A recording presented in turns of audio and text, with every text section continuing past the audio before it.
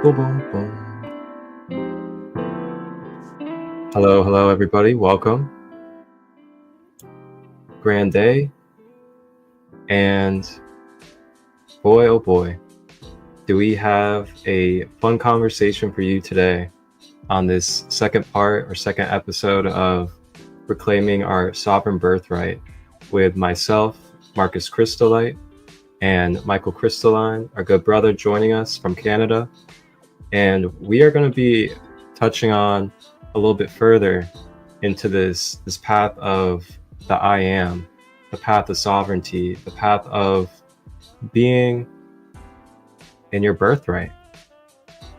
Last episode, we touched on some wonderful things about the Latin language and the way that language is used in different texts and different systems.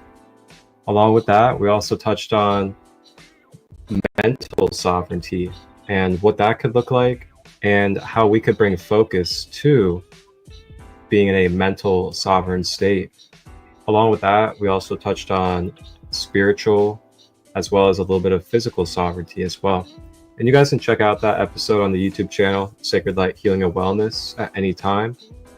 But now we're going to dive into some more as we talk about language, the way that we are perceiving, the way that we're identifying in this world, as well as a little bit about some of the chakras and balancing the hemispheres of the brain. Michael, man, welcome, and glad you're here with me for this second part. Yeah, thanks, man. Happy to be here. How are you today? I'm doing good. No complaints so far. Good, man. I'm glad to hear that. Yeah. So we'll go ahead and just dive right in. And we were going to talk a little bit about the way that we are identifying this world and the way that we're using our language. So to kick off, what would you like to touch on when it comes to this topic? So for me, I guess a lot of it is about watching what you're saying. A lot of these words have sneaky meanings that are quite different than the actual meaning. Like if you go back and look at the etymology of a lot of the words we use in the English language, they don't mean what you think they mean. And a lot of the meanings have been kind of switched around as to what the original meaning was. So I guess that kind of creates a bit of like dissonance when you're using that word. It can kind of you're directing in the energy in a way you don't think you're directing it, I guess.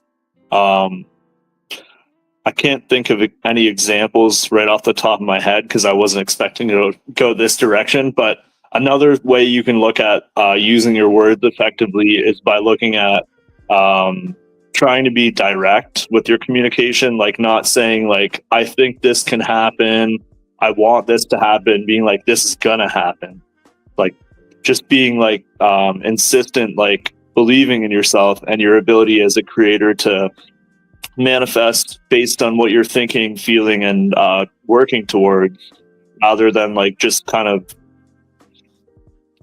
I guess, like using more of like a focus laser rather than just like a light, like a flashlight. By using your words effectively, you're communicating like to the ethers and to the energy at play that you want to go this direction specifically, rather than going like not being direct about it. You're not setting yourself up for the most amount of growth as you can be. Like your thoughts might be on point, but if you're speaking about it in a way that's like not benefiting that, it's going to go not as quickly as you want it to, I guess.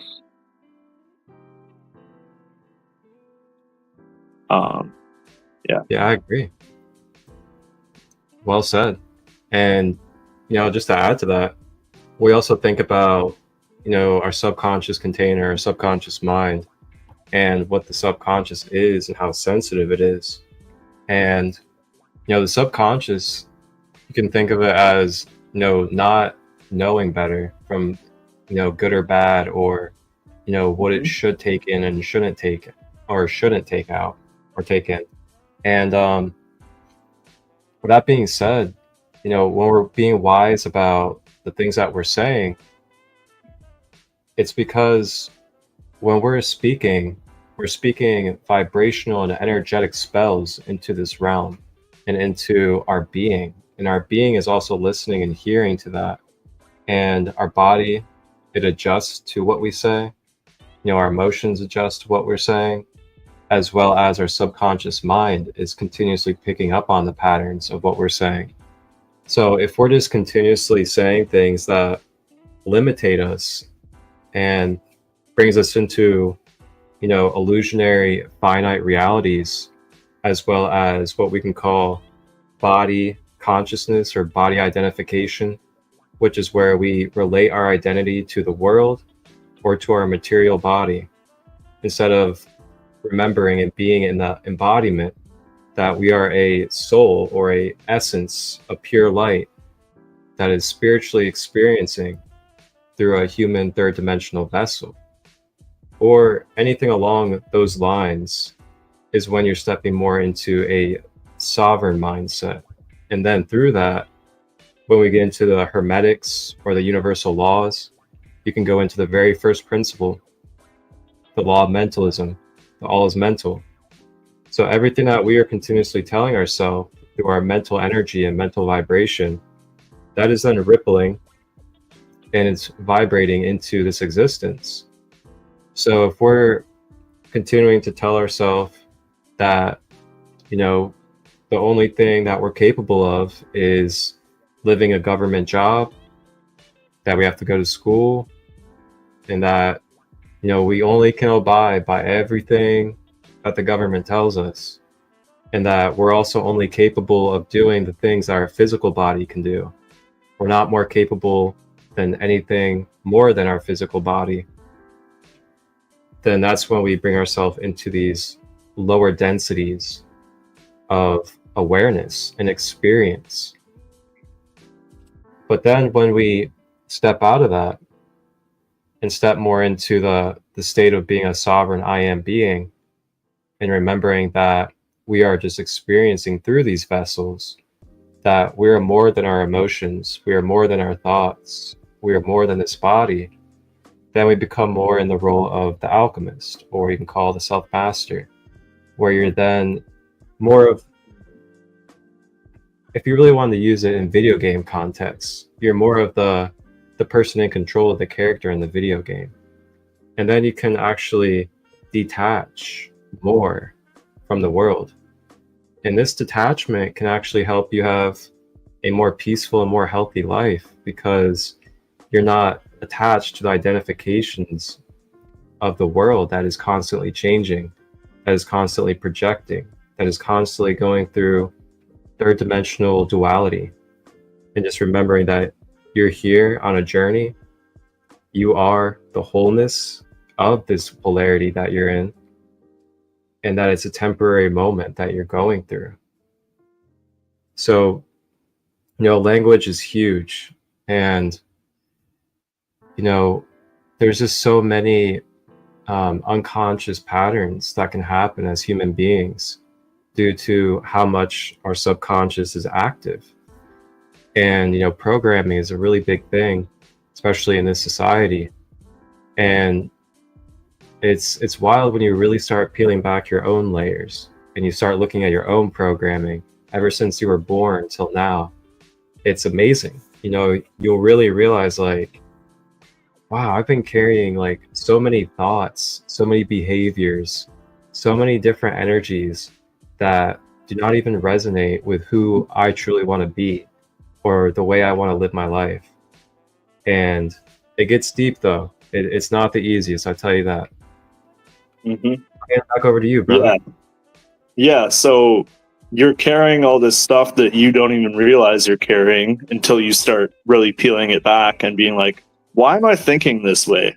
Like starting to examine your own thought patterns and like, where'd this come from? And then if you're really able to do that and like put aside your own like beliefs and whatnot, and just go back to like where did this actually come from? You're like, oh, this came from like something that I watched when I was a kid, like 30 years ago, or like however many years ago, whatever. And then like you're just like, whoa, what the fuck? Like I've been thinking like this whole time based on something that like isn't even relevant at all to me anymore, and wasn't relevant to me in the first place, anyways. Like, and these are all things that we've been programmed to believe based on different things we've seen, different books, TV programs, something someone might have told us at some point from like a position of authority, like, oh, if you do this, you're going to end up working like a dead end job your whole life. Like maybe that's not the case. Well, it's definitely not the case for most people. The only thing keeping you within that program is your belief that you're stuck in that energy. Like the only limits that exist are the ones we give ourselves. So That's right, man. You know, it's not just a cliche. It's not just a cliche that we're the only ones that live in ourselves. Like it's so true, because it's so amazing, like this life. And that's the beauty right there, is that, you know, love is so unconditional from the creator, from the source, that we can have all of these, if you want to call it slip ups, mistakes, forgetfulness, amnesia, whatever you want to call it, you know, like we can have it and it's okay. And, you know, part of that mental power too is remembering this right here that's being said, is like, even if you don't get the, you know, you don't get the truth the first time or embody it the first time, then, you know, there's always the next moment. And that's the beauty of the free will that we have here, is, you know, you can't take away someone's ability to choose. You know, that free will, that is literally, it's birthed within the fabric of our beings, and there's no way around it. Now, don't get me wrong, you can be manipulated, you can be influenced, you can be intoxicated, you can be all these different things that will pollute, distort, and sway your choice, but you still ultimately make the choice. And sometimes we gotta slow down. Sometimes and that can be a little scary too, realizing that it's all up to you. But then you just have to lock in and be like, well, if it's all up to me, that's a good thing. That just means I got to rely on myself. Yep. And yeah, that's why I say, like, you know, we gotta slow down, because sometimes when we're just moving, we're on autopilot, you know, we're just we're so externalized. We're waiting for the next thing, or we're waiting for the next job that we have to do, or the next person to be in a relationship with. And it's like, man, if we just slow down a little bit and just come back to being present with ourselves, we'd realize, like, man, I have so much beauty, so much power, and so much abundance to experience just being present. And like through that presence, then you can become more healthier, more vibrant, more radiant. And then you can attract naturally those things that you've been seeking. And when you attract it naturally, it's a little bit more resonant, healthier for you. So yeah, for sure. A big part of that comes in with the gratitude aspect, right? Just being thankful for what you have, and realizing that the more thankful you are, the more you open up. Oh, my cat's trying to get into a drawer he's not supposed to be in, but that's okay. He won't get in. It's locked. So it's just funny that you have to be thankful for what you have before the universe will be like, yeah, you can have more. Because if you're not appreciative of what you already have, why do you deserve more? Like, I do think there is a bit of an aspect of like, we're naturally gifted the ability to manifest what we want and what we need, but if we're not seeing what we already have, it doesn't make sense for the universe to expend energy on giving us more. I think That's kind of the way I look at it. Yeah, I mean, I agree. You know, because like I feel like that's part of that fluidity is like when you're able to appreciate and really have gratitude and allow that emotion to flow through you with that thing. Hmm. Yeah. Um, it really allows you to move forward and allow more energy to circulate. Um, Yeah. Interesting, because like you think of the contrary, if you're just like rigid with it, or you're still struggling with whatever that blessing is supposed to be for you, then that could cause like resistance in your field, I feel like. And then through that resistance, you know, there's lessons that get created until you're ready. Yeah. Yeah. Yeah. It's an interesting view. Welcome in, Yuga, Voice of the Dragons, and Delphi. Welcome. So, is there anything else that you want to talk about when it comes to wording and language? Yeah. I guess just like the way the system is designed to steal your energy, right? Like the weekend, you go to work and you earn a living, and like we call an earn. That's what you call like what you put ashes in. There's so many like little tricks and double meanings assigned to these words that we use every day, but they're all set up in a way that you're using them without knowledge of the other aspect of it. You're using it unconsciously or subconsciously, and then the subconscious is going to send out more of that energy that you don't want into your existence, based on just the way that it's set up, like to mean two things at once, the double entendre. And there's so many examples. Weekdays, you're in a weekdays. Like it's just wild when you start picking apart and decoding all these words. Like even just like frequency, you have like within that word you have free queen c. So like there's many ways you could pick apart these spells and find different meanings. And sometimes I like respelling words in different ways. Like I know I've been since we met, I've been saying to you donks, like THAN. I think it's HK. No, KH. I always get confused with the last two for onk. But Yeah, I anyways, do I've been that. saying that because I like the idea that by giving thanks, you are actually bringing in more energy, and like that is sort of a way of being eternal, is by always being thankful. Yeah. Yep. So we got to use the words to our advantage and not allow the words to use us. I guess that's a good way to put it. Yep. Exactly. I love that. Because And words are worlds, and they're also swords. And we live in a world which is world around, right? Hmm. So there's a Yeah. whole bunch of like little decodes you can do like that, which is a lot of fun. I find it a lot of fun, anyways. Yeah. Definitely. You watched that Seven Bomar episode, like Lightning in a Perhaps, Bottle? maybe it sounds familiar. He literally says that, like he literally talks about language in that, and he literally says, Yeah, you know, words, world, like he literally says all that stuff. It's so funny. yeah. Well, it's all true. Like I Oh, do think I picked up some of that what I just said from one of his talks. I'm not sure which one it was, but yeah, just that really stuck with for me, sure. that like words are worlds, because as you're speaking you're creating, because we're all co-creators.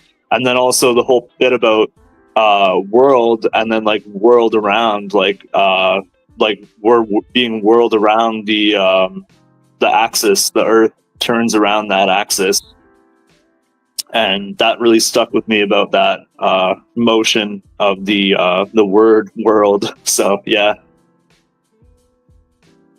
Mm-hmm. Man. All right. So yeah, I think we'll move forward from language.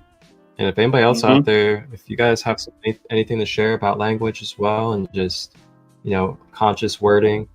So I know there's a lot of different cultures as well that actually go by like, more conscious wording, such as Rastafarianism. Like I know Rastafarians, they actually change their language and the way that they're using their words, and they try to eliminate anything that could be bringing a negative context into the vibratory field. It's really cool stuff, and it's kind of fun too when you get into it. And also, we can create our own words too. Just saying. So think about that. So moving forward, we would like to talk about a little bit of balancing the hemispheres of our brain, and then once we get into that, we'll also correlate and talk about the third eye chakra, and then segue into the heart chakra and the root chakra to help show you some different levels of yourself when it comes to being able to be in balance and be in more of a self-control of these multi-dimensional layers of ourself, mentally, emotionally, and physically. So Michael, I'll hand it over to you so you can talk about the hemispheres of the brain. Okay. Yeah. So we do have two hemispheres for our brain, right? We have the left hemisphere and the right hemisphere. It's a little bit, there's been new science that kind of like debates that theory, but I think it rings pretty true for me, at least, that the left side tends to be more like logical, like straightforward thinking, rational, and the right side tends to have more of a creative aspect, like more of imaginative, like sort of like just using the imagination, artistic, more abstract thinking.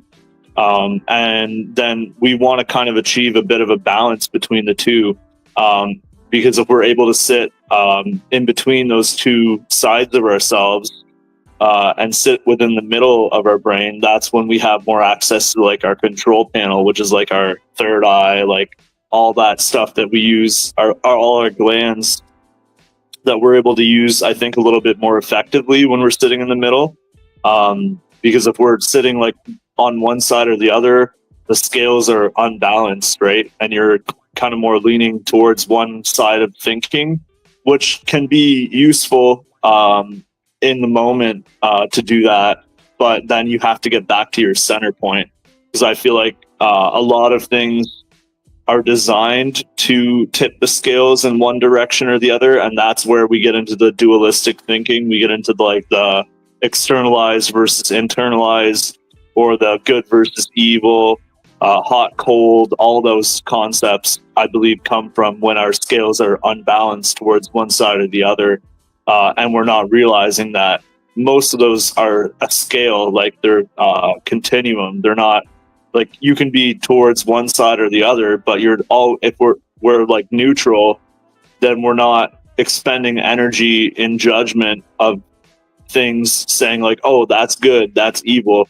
If we're just like, okay, everything simply is, and we're realizing that it's only our perception of the thing that changes, not the thing itself, then we can kind of get into a state where we're expending less energy thinking about things and trying to pass judgment on them, and we're just simply letting existence happen.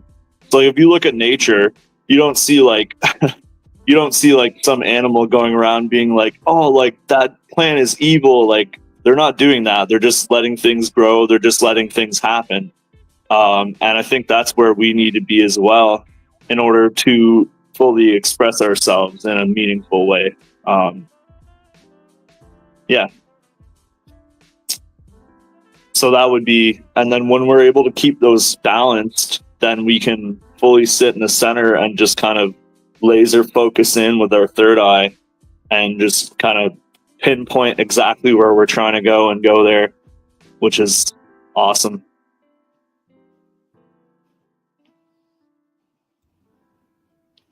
Do you have anything to add? Yeah, absolutely. So another thing too is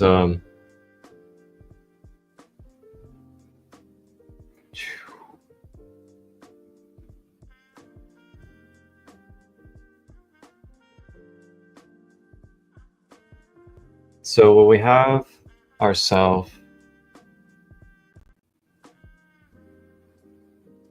more in one hemisphere than the other, then this is when we can start to experience imbalanced or shadow versions of our masculine and feminine energies, depending on the degree of, where you're at. And when this happens, this can leave us pretty susceptible to misconceptions, distortions, manipulation, as well as other contrary energies. And it leaves you with multiple different things that could happen, of course. And one of those could be that contrary energy could put you through an experience that then balances you out. Or it could cause a lot of resistance in your life if you don't know how to be able to move through it. So, you see a lot of propaganda, a lot of mental and psychological, I'm not going to use the W word, but a lot of mental and psychological usage of things on people. And, it's no coincidence that a lot of it, just about all of it, is very polarized. Very polarized. Even just look in the media, look at the way that they try to imprint the public normal. All these different categories, all these different boxes, all these different labels, the first black this, oh my gosh, the first woman this, oh man, the rich and the poor, and the left versus the right, and vegan and non-vegan, like all these different verses that they do. Yeah. And what that is a representation of how out of balance our hemispheres have been as a collective, because we have allowed ourselves to project a reality in the collective that has gotten to this point. And of course, there's a lot more to it than that, but it's definitely a part of it. But the more that we come to that balance of the hemispheres, which is also the balancing of your third eye chakra, then you're able to be more in what we can call Christ consciousness. What is Christ consciousness? There's many different ways of describing it, many different terms that you can use also that also represent the same thing. But Christ consciousness is simply when you are in the state of wholeness, balance. It's not about left or right. It's not about good or bad. It's not about light or dark. It's about knowing that you are all that is and you ever will be, and everything else is all that is and ever will be. And being present with what it is that you're sensing. And that's it. Just really being that. And then from there, once you're sensing what you're experiencing, it's remembering that you're still a Christ conscious, sovereign individual, and you are the one to take something with that information and energy that's in your space and to do something with it as an alchemist. And that is what we do in these human vessels. We take information and energy and we do alchemical things with it. And we're always doing this, whether we're conscious or unconscious of it. And there's a lot of people that realize that there's people unconscious of it. So they will overuse their conscious power on the people that are unconscious. So that's why people like myself and Michael, we give our hearts and we dedicate ourselves to these types of spaces, because we want people, not people, we want souls to be able to have their people or their person be in a state of balance, in a state of empowerment, where we're aware that if we're not taking accountability, we're not claiming our power, we're not identifying with, our Christ consciousness, with our birthright, then, it leaves us in these shadowy situations. And we don't want to see that anymore. We want to continue to give the knowledge and the wisdom and the experiences that can help you guys be able to just really oh gosh, it is it's so deep when it comes to this stuff. But self-actualized pretty much. Yeah, I think about families, I think about children, I think about all of it. And, I want our children to really have better. These past 150 years or so on this planet, we got to be real, guys. We got to be real. We got to continue to change. We got to continue to clean this up because, we let it get out of hand a little bit. Yeah. And it's still not looking good where it's headed for the most part. Little pockets. I think on a whole, people are more aware than they have been before, but there's still a lot of problems with the people in control of the majority of the resources, and how much greed there is and how much lack of care there is for other people. Yeah, that is true. Stay in trust of the change. Yeah. So yeah, with that being said, I'm gonna pull up a little bit about the third eye chakra. Nice. And it's gonna talk about the third eye chakra and its relation to what it is that we just spoke on with the hemispheres and the mentalism and the mental power.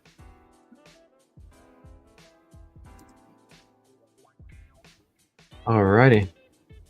So the third eye chakra, now we have, according to this human design, we have what we call our 7 main chakras that align with our physical human body. Then we have a 12 and much more that go way beyond that. And we have some minor chakras as well. The minor chakras you can just call your meridian points, basically. They're all around your body, including your palms, soles of your feet, your ears, right above your eyes. There's all sorts of little energy centers because we're basically just energy vortexes and frequency that materialize. It's quite interesting. And of course, there's other elements involved. So the third eye chakra is located between the brows, and it also has a mantra as well. So each of the 7 chakras have a mantra. The mantra is basically a vocalization of that octave or tone that resonates with that energy center. So every energy center has an octave that basically creates it and forms it into an energy center. And that octave is also on the scale of the rainbow scale, which is our spectrum of light from what we can sense as human beings. So with that being said, it also connects with different things that connect with that frequency, which can be color, musical note, foods, and more. So moving forward, the traits of the third eye is that it resonates at 852 hertz. So if you want to do sound healing to recalibrate your hemispheres, recalibrate the mind's eye, you can look up 852 hertz on YouTube and you'll find singing bowls, tuning forks, as well as other meditations, including guided ones. And then the color that represents this energy center is indigo. So it's between blue and purple. And then it also correlates to physical glands and physical parts of the body. So each of the 7 occupy different physical parts. So it's kind of like these energy centers. Chakra is also in Sanskrit wheel of light. So these wheels of light are like rotating, and they're basically like gateways or portals for spiritual energy or consciousness to be able to make its way into your physical avatar. And if these chakras are blocked up, then it's going to be difficult for this conscious energy to be able to flow through your physical avatar. And this is when we get illnesses, disease, and other imbalances because our energy centers are blocked up. Therefore, our conscious energy is not able to flow through us properly. This is why also we do different meridian practices.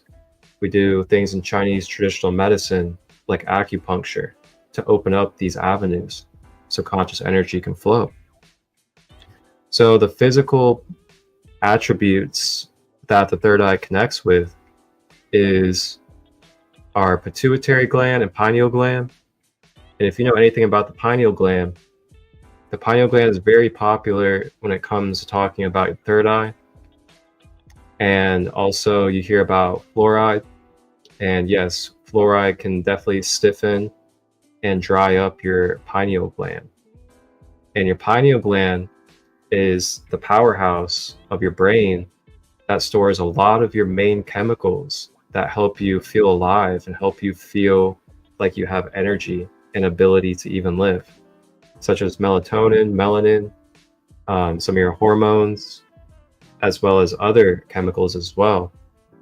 And they say, they put fluoride in different things to calcify the pineal gland.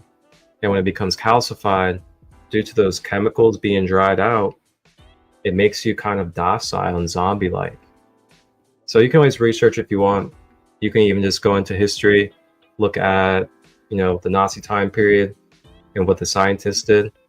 It's interesting stuff, and it's just all facts about history.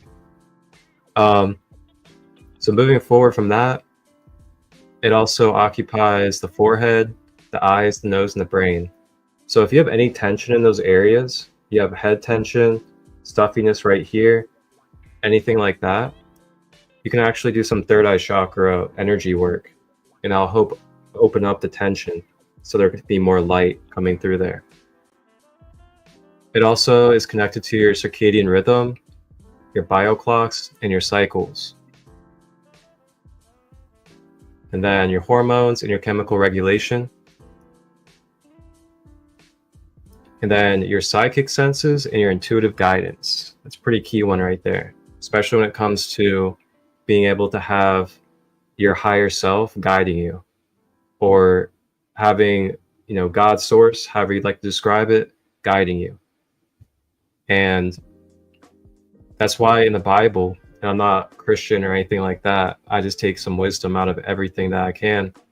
That's why in the Bible, Yeshua talks about the lamp of the body, which is your third eye. And he talks about how if your lamp is dark, then your whole body's dark. And if your lamp is on and it's bright, then your whole entire body's lit. So when we speak about this and you learn about what this third eye is, the pineal gland, it makes a lot of sense. We got to have our third eye active. We got to have it balanced so that we are able to have our senses beyond the third dimension, beyond the physical plane, tapping in with us naturally and fluidly so that we can analyze the information that we're coming across, so we can see through the third dimensional problems and see the blessings that are behind it, see the messages that are behind our experiences, instead of seeing a brick wall of confusion and victimhood. So all this stuff is, it ties in with what we're speaking on. If our biological system is off, if our circadian rhythm is off, if our hormones and chemical regulation is off, we're going to be very, very prone to being controlled, manipulated, and not having like a real jolt of feeling and sensing of having divine power. So it's no coincidence when you look in this world and there's all this stuff in the food, the water, propaganda. It's all going against the third eye. So it also is one of our main centers. And I say one of the main because there's other centers that we astral travel with, but it is one of the main for astral travel and lucid states. And then it's a manifesting center and our projector. So it's how we project and perceive our reality. So that's big key as well. If we are all distorted there, it's unhealthy. And then we're being programmed with all these different conditions, then we're going to be very vulnerable to having those conditions just automatically continue to cycle into our perception and into our projector of our reality. So I'll then give you guys a little bit of foods and herbs you can use to help balance and clear the third eye. And it's going to be red onion, cabbage, raisins, and then avoiding and also stripping out any fluoride that could be in your pineal gland. And then mushroom superfoods. So this is like the top 10 mushrooms: chaga, lion's mane, reishi. These are all wonderful to help with that. I'll even say plant medicines as well, if you're taking it in a mature and an honorable way. Some psychedelic mushrooms or other beautiful plant medicines, like even cannabis, can really help recalibrate your third eye as well. But again, in a responsible and sacred way, it can do so. But at the same time, if you abuse it, it can also heavily distort your third eye. So again, it's about balance. And then rosemary, juniper, mugwort, valerian root, and kava. You can use those in teas. You can burn some of these, and you can also actually smoke some of these as well, like mugwort, valerian, kava. Mugwort is really good for dream work as well as sleep. Valerian is great for resting and being able to get to sleep. Same with kava. So that is the third eye chakra. We could probably add blue lotus. We could probably add blue lotus to that list as well. Yeah, blue lotus, and I would say lavender too. Nice. Yeah, both. Yeah. Oh yeah, I forgot too. We got cacao. Cacao's on there. Like cacao, real sacred cacao that's from like South America or something like that. Not like cocoa that you find in, you know, your convenience store. Like the real unsaturated stuff. Yeah. You have anything to share about this, the third eye, or anything? Well, yeah, the blue lotus said, like, yeah, mention that, and then as far as the sacred medicines go, yeah, you got to be careful that you're not abusing them, because that can go really badly. I've seen that happen before, for sure. And yeah, I guess the third eye would be kind of like, the way I sometimes look at it is it's almost like a valve that controls how much access you have to all the energy coming in through your crown. So when it's balanced and when it's working really well, you have a lot of that energy available to you, and you're able to it's like it distills it all down for you, like, so you can process it, because like all that energy that's coming down like that gets kind of wild sometimes. Like it can just be like pure white light, and you're just like kind of like, whoa, like what does that even mean? And then the third eye can kind of help that, I find. Yeah, I agree. But yeah. You'll notice too, like they call this ascension symptoms, or you can call it whatever you like. But yeah, you know, a lot of people notice, like what you were saying, is like they'll be getting a mass influx of light energy, and they could have blockages like in the crown and the third eye area, and due to that, it could become very tense, and then you get that like throbbing headache that's like in the middle of your head, because of the expansion that's coming through. Yeah, definitely. Yeah, that can cause some major like physical symptoms, or at least they feel physical, like aches and pains and whatnot. But yeah, so for you guys out there, like the more that you stay in tune with your third eye chakra, and the more that you're aware that it's in balance and it's clear, then the less susceptible you can be to being swayed and controlled by outside influences, due to the natural state of harmonization of that intuitive connection, that spiritual guidance that will be coming through giving you natural wisdom through your mind's eye. So that kind of gives you a different outlook on, mental sovereignty, and how the metaphysical side of it with the chakra can help you be able to acquire that in your embodiment in your life as well. So I figure we might as well go ahead and move down the layers and move into the heart chakra to talk about how the heart chakra can help us with being in our center of emotional sovereignty. And really what we were talking about earlier with the language stuff was touching on using the throat chakra as well. So yeah, that came through. Yeah, that is true. Yeah, maybe we'll pull that one up too. Yeah, the throat chakra, I feel like the throat chakra is it's not talked about enough, It's not, I find.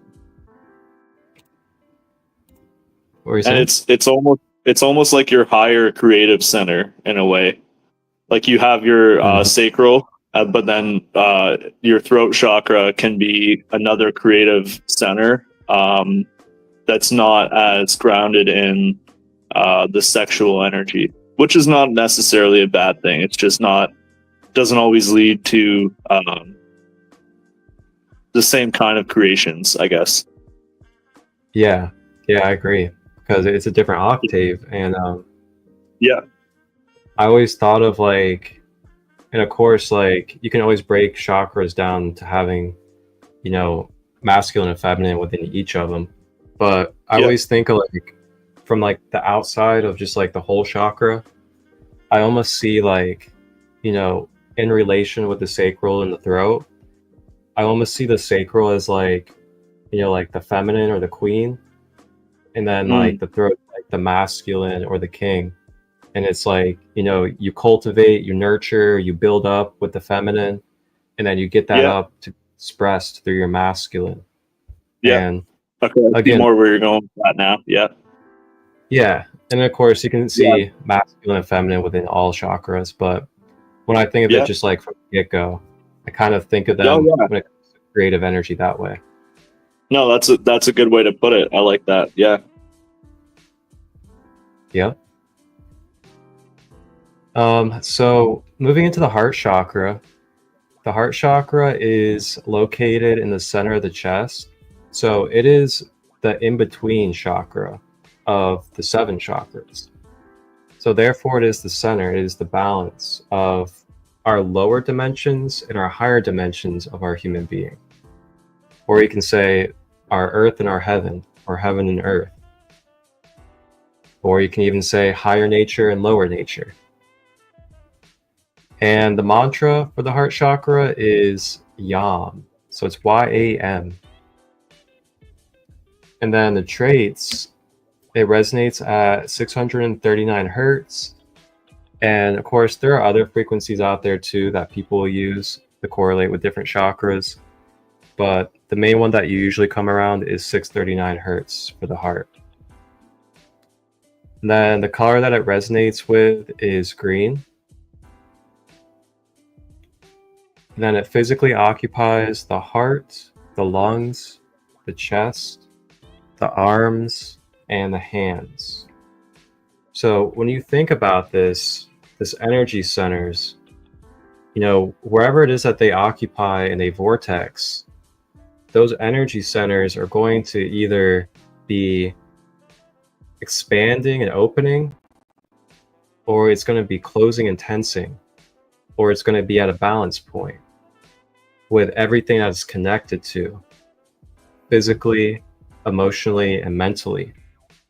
So, the more open our heart chakra is, then the more our blood flow is circulating, because that energy center is open. Therefore, that opening of energy is opening up the physical body as well. So then with that, it also brings circulation to the hands, which is why the hands would be healthy.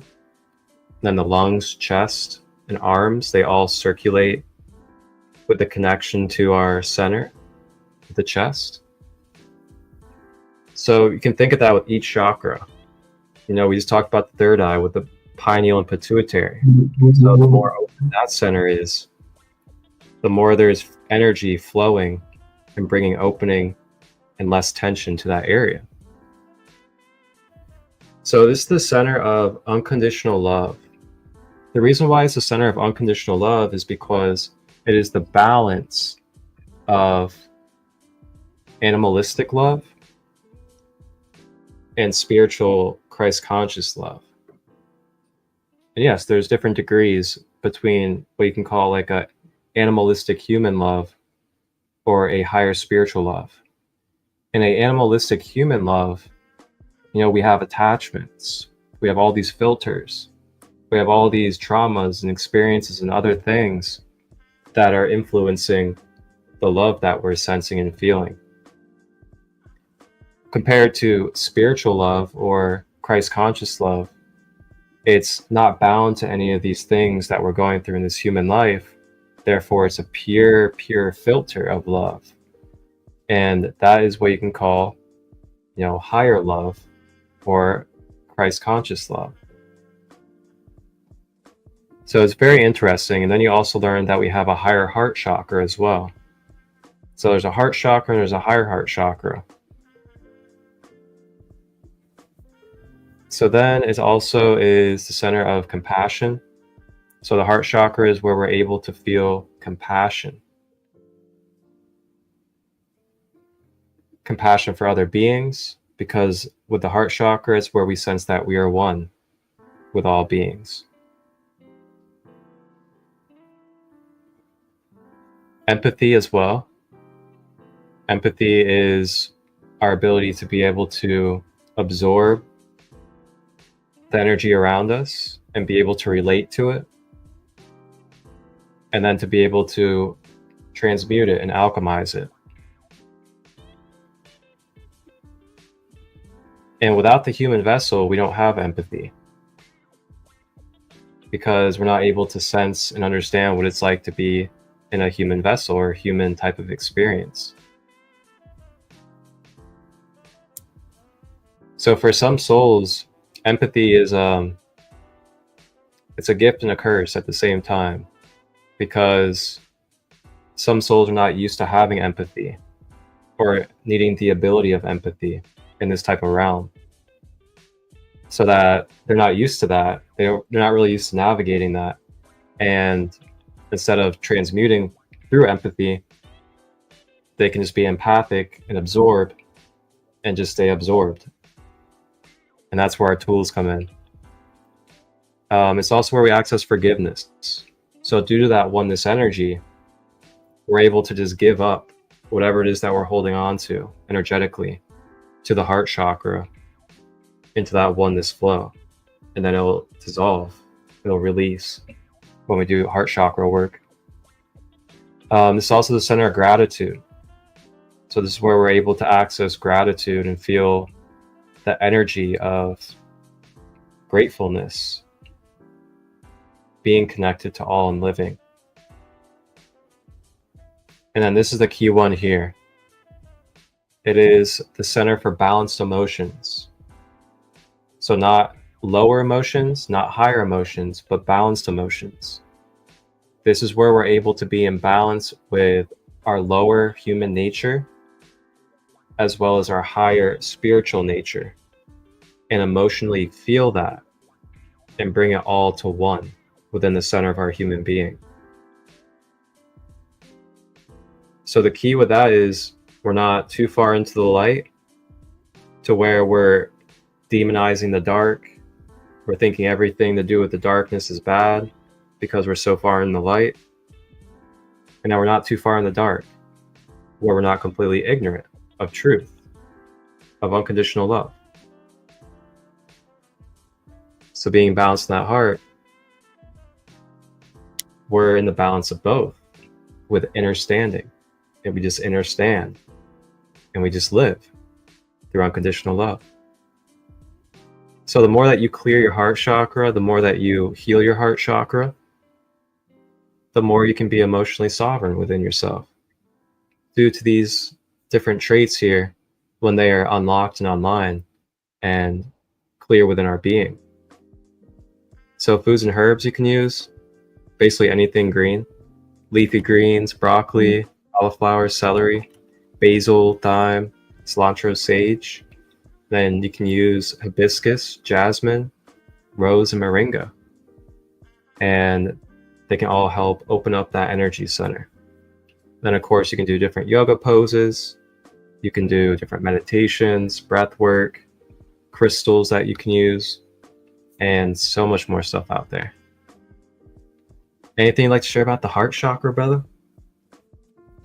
Well, I was just tapping in with mine while you were talking, and I was just like vibing out really, really nice, feeling like unconditional love. It was beautiful.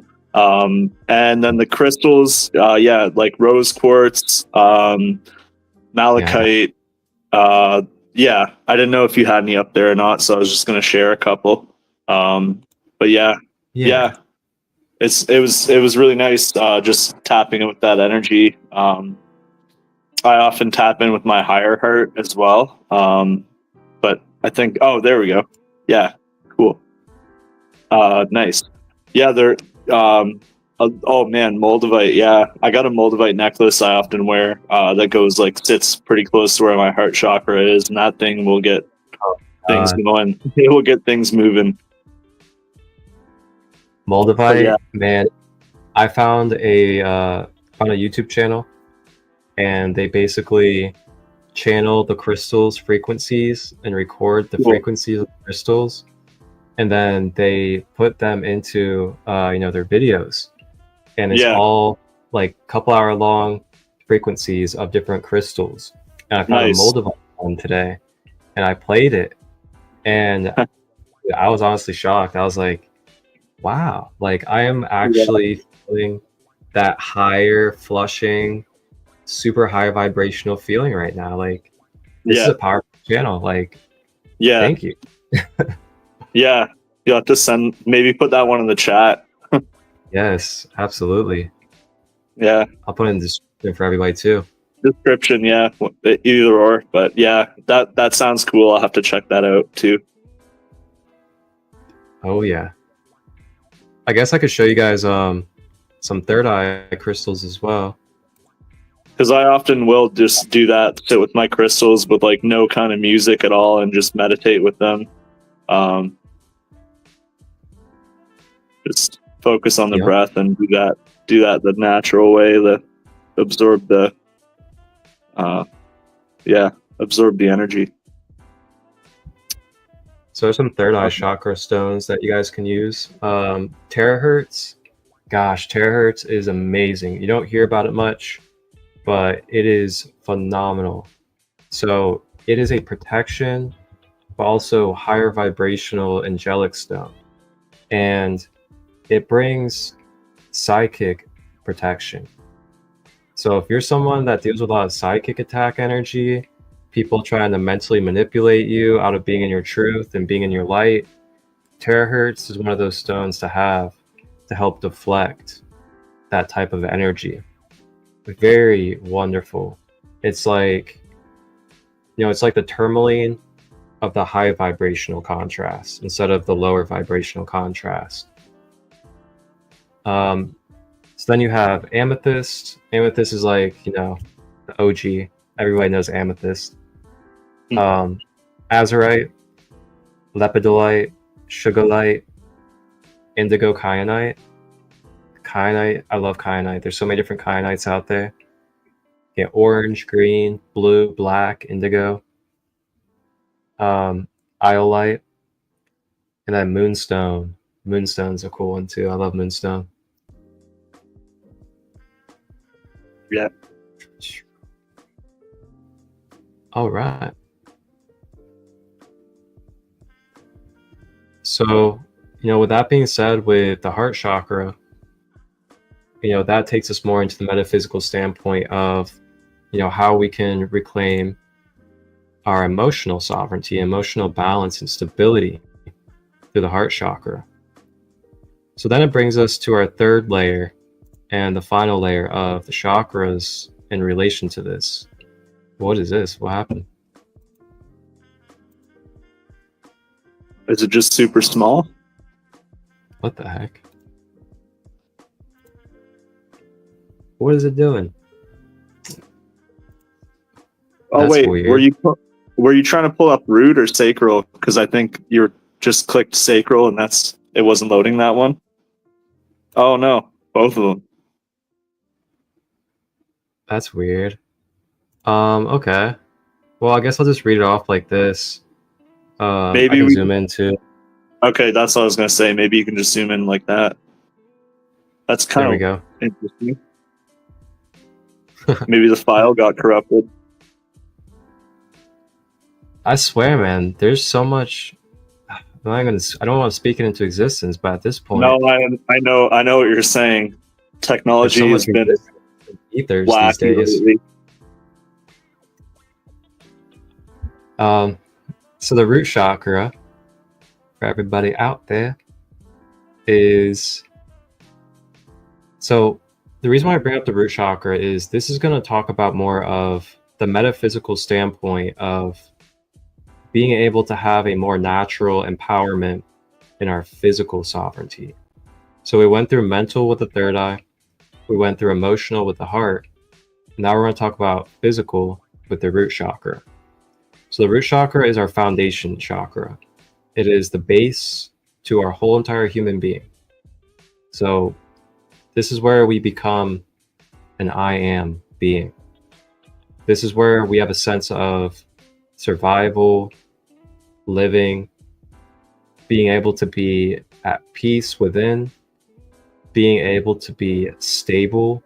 And when I say stable, I mean like having stable nervous system, stable grounded emotions, as well as being able to have our mental anchored into our physical third dimensional reality to where it's not floating off, it's too far detached, that we're really inside of our body and we're really feeling comfortable and we feel empowered within our body.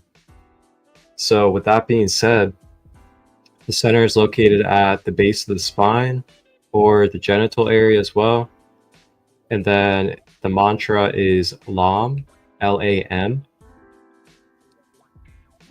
And then the traits naturally resonates at 396 hertz. And then it is the color of red on the octave scale. And then this center, when it comes to our emotions, it is the one that governs anger, resentment, fear, and pain. So if we are feeling and sensing, having patterns of these kind of energies in our life with our emotions, then those would be symptoms of having blockages within the root chakra. And the more that we do root chakra healing and root chakra clearing, then we are able to naturally release the energies connected from anger, resentment, fear, and pain.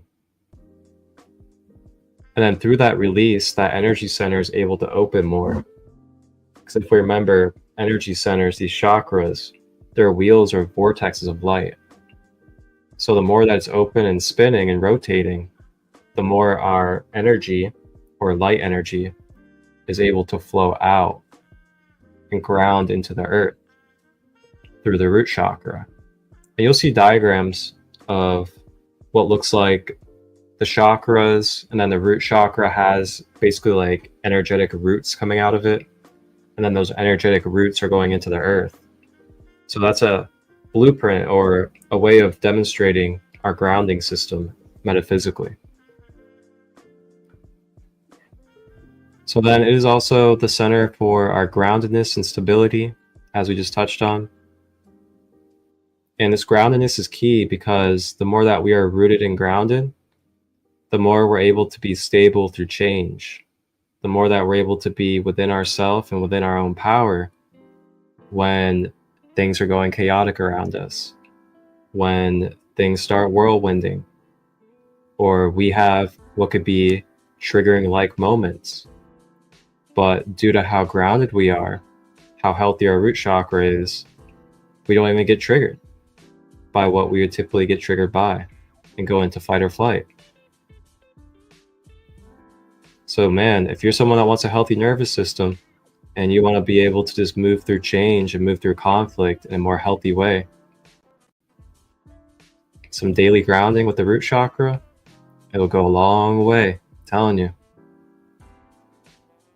So then it's also our connection to abundance, career, and finances.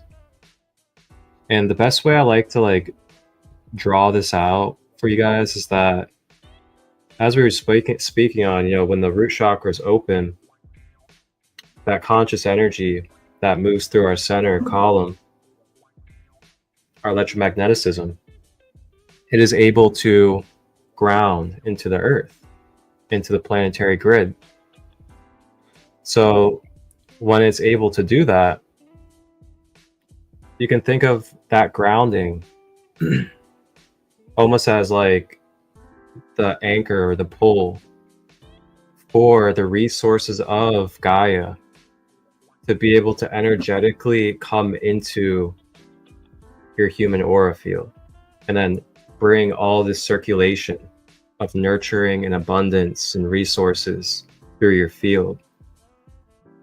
But if we have that blocked up at the root chakra and we're not grounded to Gaia, we can feel like we're floating and not connected to this planet. We could feel like we're not at home. We could feel like we're confused and lost. We can feel like, you know, we're depressed or overly anxious because we don't feel that natural supply of support through our grounding. But when we're grounded, we have that natural circulation of support with all of Gaia, every single bit of Gaia and what she is, including all humans, all animals, all elements, all naturally supporting your being as oneness through the root chakra.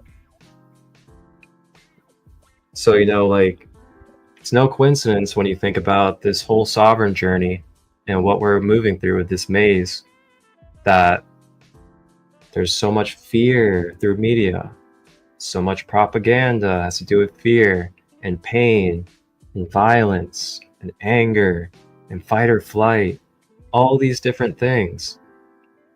It gets us ungrounded. Then when we're ungrounded, we become very, very vulnerable and susceptible to manipulation. So the more that we ground our root with things such as these type of foods and herbs like beets, potatoes, carrots, onions, garlic, beans and nut butters, ashwagandha root, clove, paprika, and rosemary. So basically root vegetables are really good for helping you ground. And I'll also throw in there too ancient grains like quinoa and lentils. Those are also really good for grounding as well. But potatoes are my go-to. If I need to ground, I boil me some potatoes, put some Himalayan salt, a little bit of butter on them, and get grounded again. For people out there that eat meat, you can eat meat as well. Meat can be grounding. But if you're going to eat meat, out of my mouth, I'm going to tell you that you probably want to know your resource, or you want to make sure it's coming from like a local farm or something that's clean. That's all I'm going to say about that. Yeah. So I'll show you guys some crystals for the root chakra. Oh, I was doing it again. Oh, no. And also, you know, a really good practice, I know this is going to be like a cliche, but a really good practice to help you guys ground is earthing, grounding with your feet on I was going to mention that. Glad you did.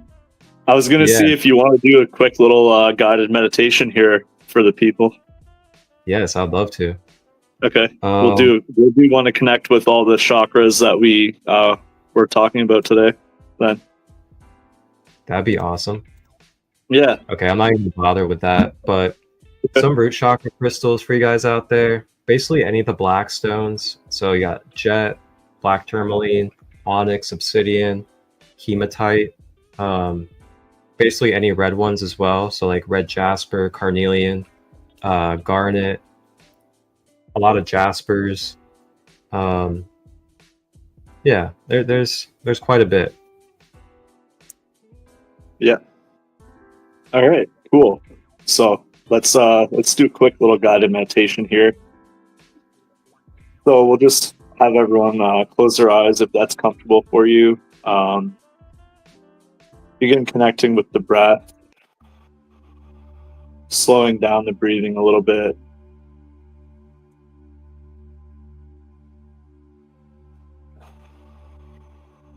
And if we could bring our focus to the root chakra at the base of the spine.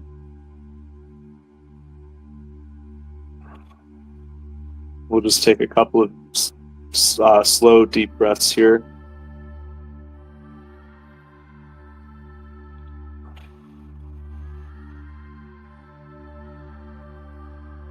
Begin to sense how the strength and the power that comes from this center.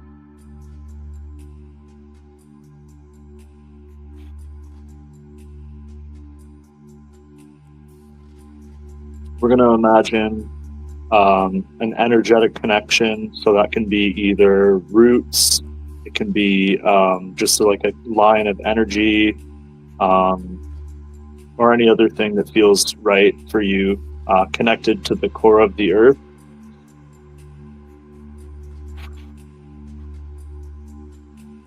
From the root chakra, we'll begin making that connection now.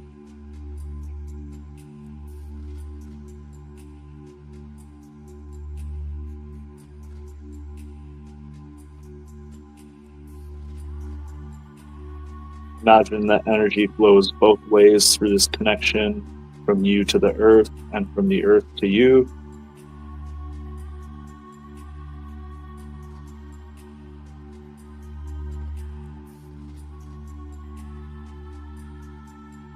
And feel the stability and the stable, the balance and loving energy coming from the earth up to your root chakra.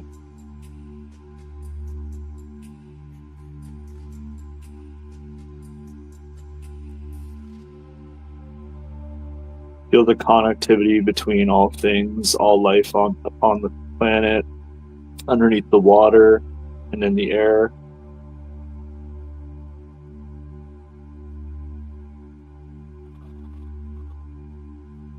Now we're going to bring focus up to the heart chakra. Begin to form an energetic connection between the root chakra and the heart chakra. Bringing up some of that balanced love up to the heart from the core of the earth and from the root chakra.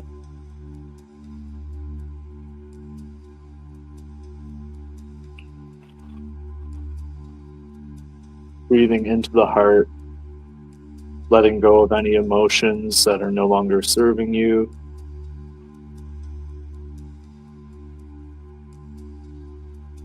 Letting go of anger, fear, pain, doubt, blame, guilt, shame.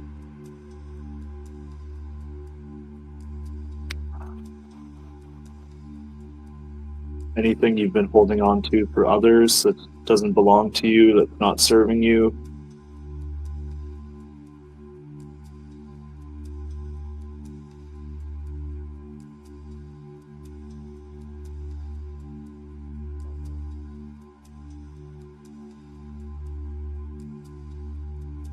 Take one more exhale out of the mouth for the heart.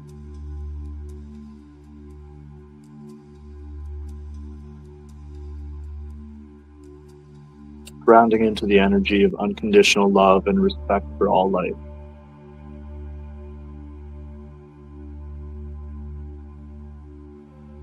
Now we're going to send the energy up to the third eye chakra, to the mind, build another bridge between the core of the earth, through the heart chakra, down through the root chakra, and down to the core of the earth from the third eye.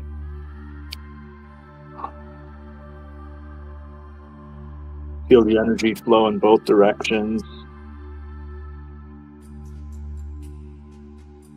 Grounding the energy coming in from the crown into the earth and back up from the earth into the crown, connecting heaven and earth.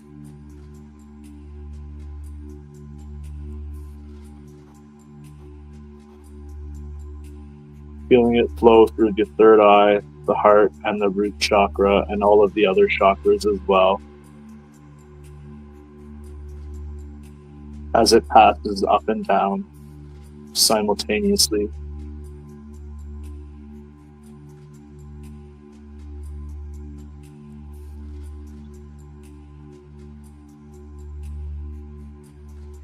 Interchanging the grounded energy of the earth with the absolute unbounded and unlimited energy of the heavens and the light, the balanced energy of the cosmos, the stars, and the planets,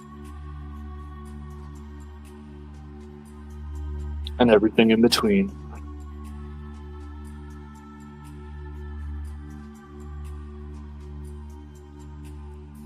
Focusing on the balancing of all the chakras, on maintaining a balance between the hemispheres of the brain, between the energies of logical and rigid thinking and the energies of more abstract and more imaginative thinking.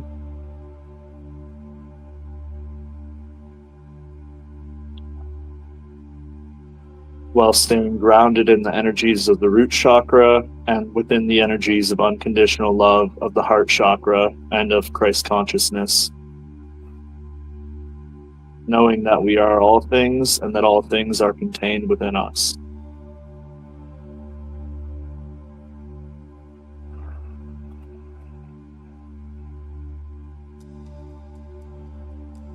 Connected, protected, and whole. Full of love, full of light, balanced by darkness, which is nothing to be afraid of.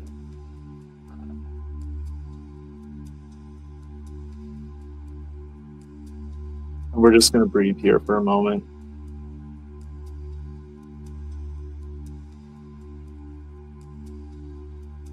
Allowing the energy to naturally balance.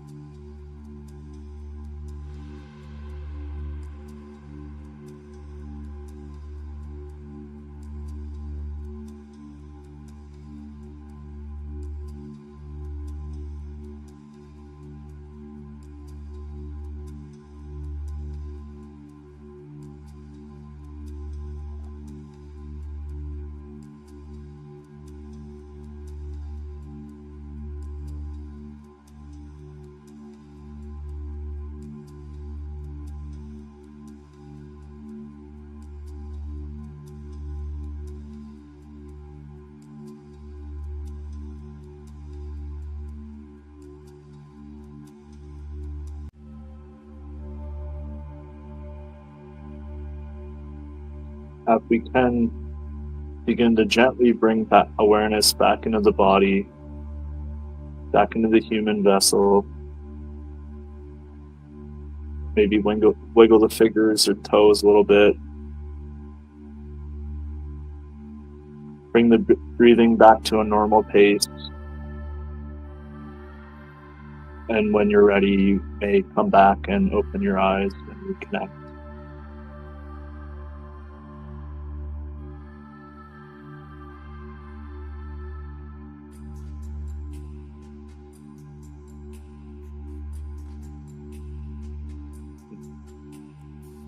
Awesome.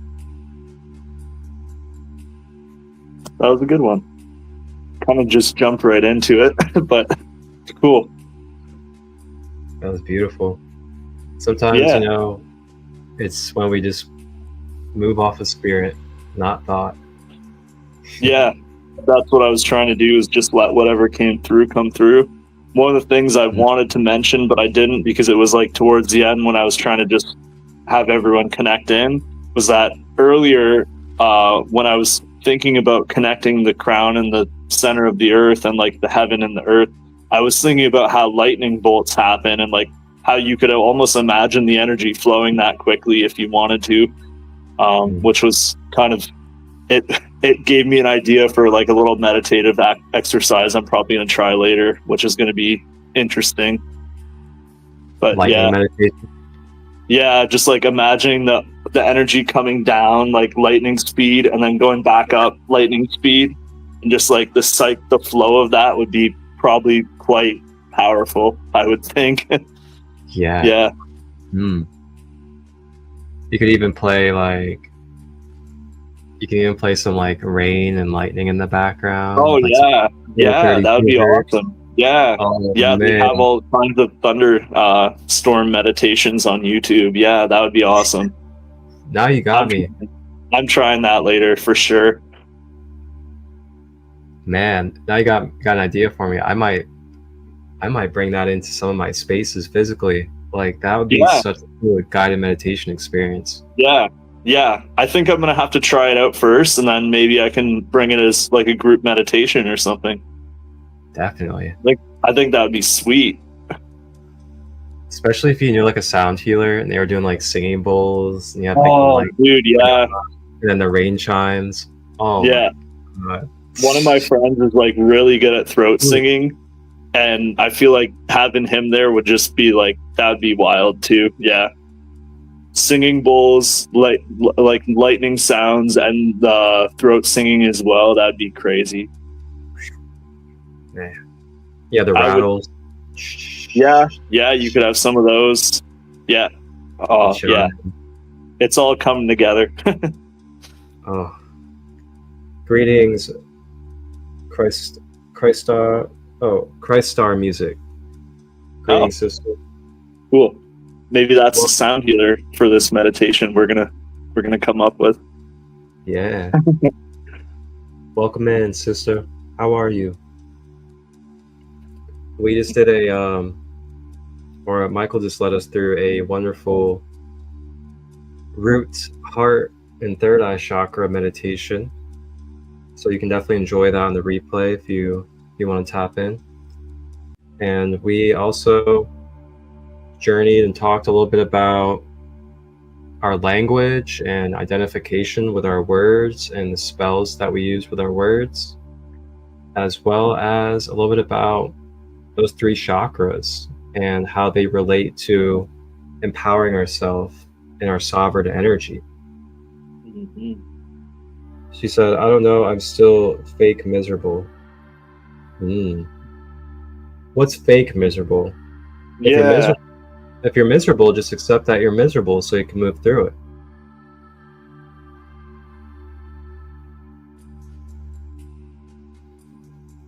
Yeah, that's an interesting one. We tend to want to deny our lower tendencies or lower emotions, but if we just accept them, then they're able to escape. They're able to release. We have to honor them, yeah, and see them, see what they're trying to tell us. Yeah, like it's probably trying to tell you, like, hey, you're miserable, and there's some information behind the emotions and the energy. It probably has a reason why you're miserable in there somewhere. Yeah, that it can tell you what you need to change in order to avoid that feeling.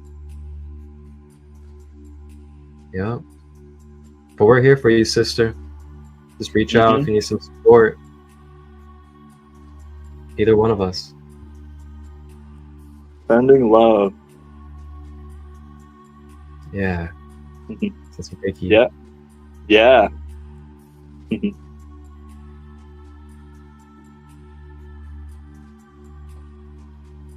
Real life Super Saiyans over here. Yeah, pretty much, yeah. Goku with his spirit bomb. Yeah. Give me your energy. Oh, okay. Oh.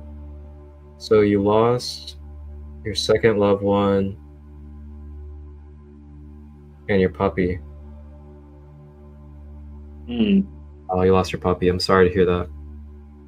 Yeah. Yeah, sorry about that.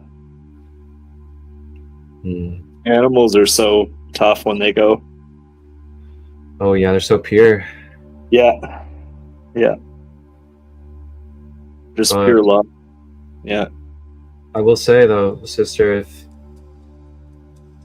if that's your reality, then just allow yourself to be miserable in the moments that you're miserable, because it's necessary for you to feel some type of way. It's Yeah.